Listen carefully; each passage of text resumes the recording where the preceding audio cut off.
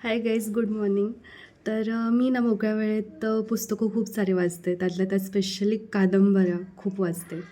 Recently मला आवडलेली एक कादंबरी आहे महाश्वेता.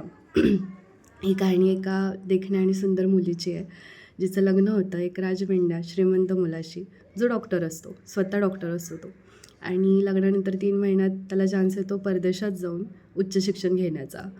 तो गेल्यानंतर त्या तरुणीला कोड येतो. कोड आल्यानंतर तिची जी धडपड चालू असते की हा कोड बरा व्हावा, ह्या ह्या गोष्टीमुळं घरच्यांना कोणालाही काही त्रास होऊ नये किंवा माझ्या नवऱ्याला कुणीही काही बोलू नये, ह्या सगळ्या धडपडीमध्ये ना तिच्या घरच्यांना, तिच्या सासरच्या लोकांना ही गोष्ट कळते, ही सत्य परिस्थिती कळते.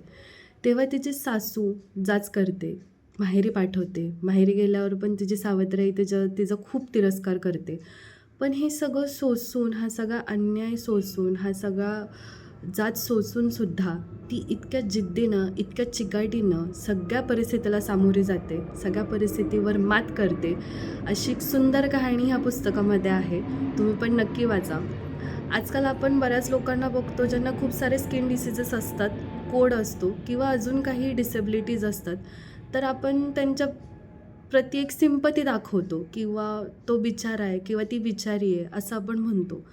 पण आपण एका नॉर्मल माणसाप्रमाणे त्यांच्याकडे बघू शकत नाही का? त्यांना पण आपल्यासारखा नॉर्मल माणसाप्रमाणे जगण्याचा हक्क दिलेला आहे. मग आपण जज करणारे कोण आहोत? नॉर्मल माणसाप्रमाणे वागा, त्या लोकांकडे पण बघा, त्यांनाही आनंद मिळेल, तुम्हालाही आनंद मिळेल.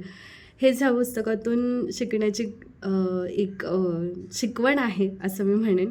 सो तुम्ही पण नक्की वाचा आणि कमेंटमध्ये मला नक्की सांगा की तुम्हाला ही कादंबरी आवडली की नाही आवडली. आणि अजून साऱ्या अशा कादंबरीज असतील तर मला नक्की कमेंट सेक्शनमध्ये सांगा. Thanks for watching. बाय.